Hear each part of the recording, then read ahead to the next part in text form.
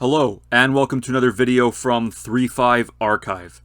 Today we're going to be doing our 63rd D&D 3.5 Prestige class review, and we're going to be looking at the Outcast Champion Prestige class from the Races of Destiny sourcebook. Races of Destiny was focused on humans, half-elves, and half-orcs, as well as a variety of other new races that they introduced in the book, and the Outcast Champion is meant for half-elves, half-orcs, or half-ogres. And these, races tend to be outcasts as they're kind of caught between two worlds. And so outcast champions are leaders that bring hope to those who have no place in society. They inspire the downtrodden and they fight for various resistance movements to strike down their oppressors. So what do you need to be an outcast champion? Well, you need to be, again, either a half-elf, half-orc, or half-ogre. And then you need either 8 ranks in diplomacy or 8 ranks in Intimidate. So this Prestige class basically has no requirements at all other than the whatever race you have to play. Half-Elf isn't the greatest race in D&D 3.5. It would have been nice if it had a Charisma bonus given its general social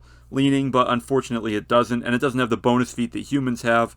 So it's really just a smattering of elf-like abilities plus a racial bonus to diplomacy, which is nice, but it's not really enough to make a race attractive to play by itself. Half-orcs and half-ogres certainly make for great fighter-type characters. They do get a penalty to charisma, which is going to hurt them in this prestige class, so half-elf is probably going to be the best option.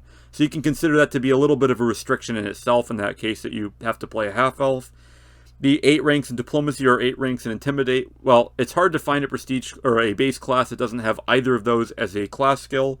So this is going to leave this as an option for fighters, for paladins, for bards, for rogues, even for knights from the Player's Handbook 2, or for one that's not mentioned here, which is marshals.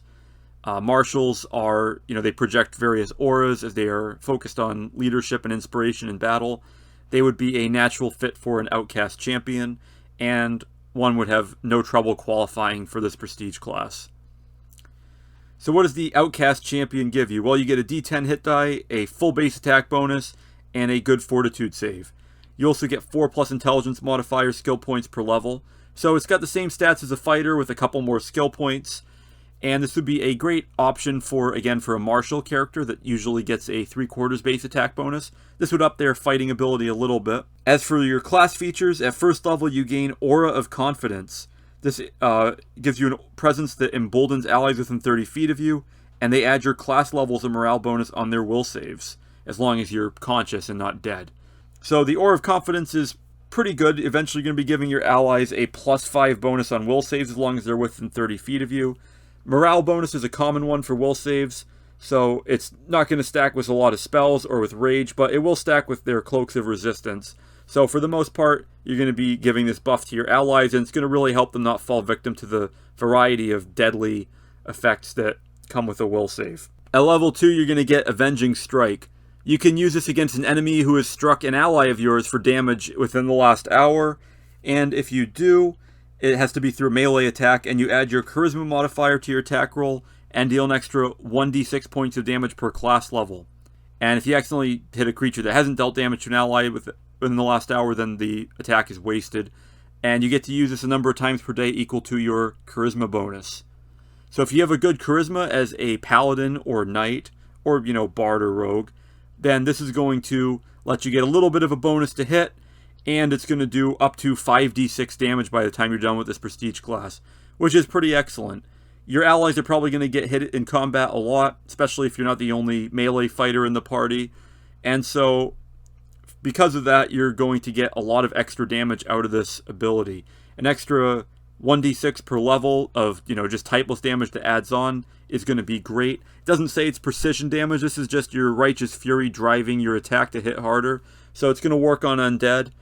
And this is a pretty great feature. I mean, you're only going to get to use it 3 or 4 times a day, most likely.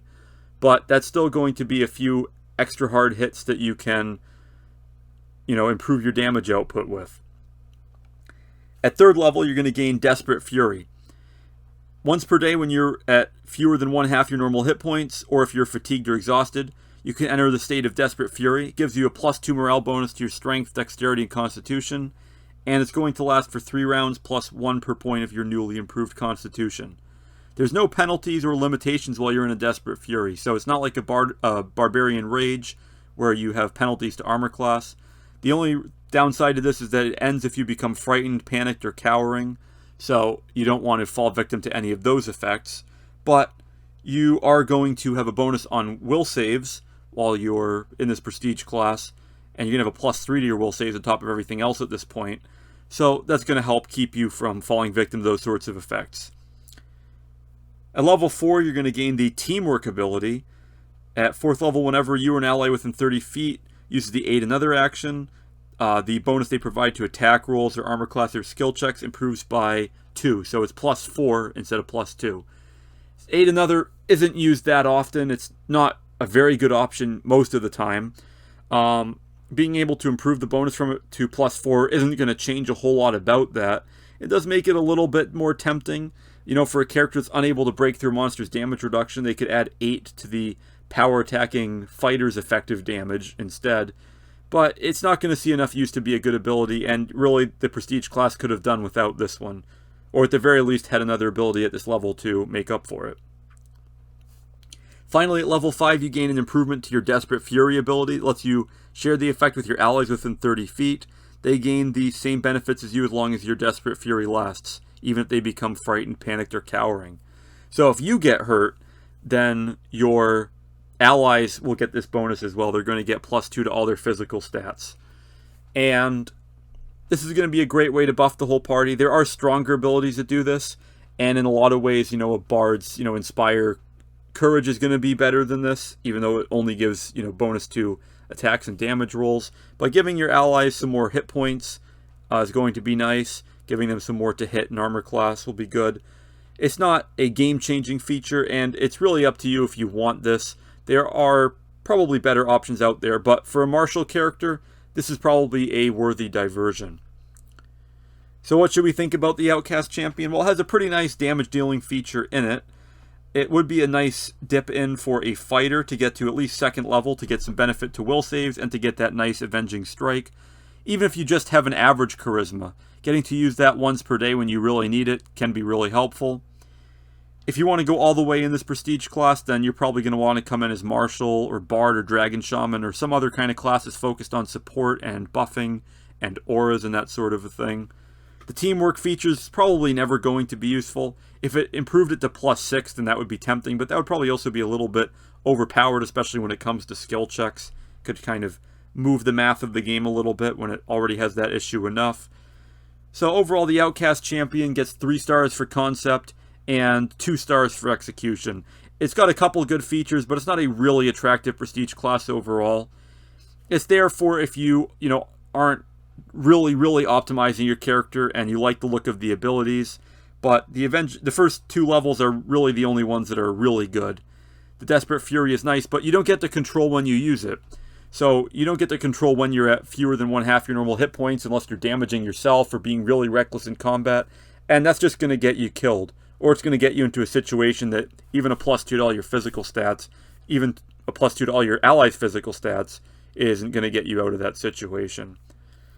So that's going to be about it for this D&D 3.5 Prestige Class review. Please like, share, comment, subscribe, and so on. Thanks for watching, and I will see you next time here on 3.5 Archive.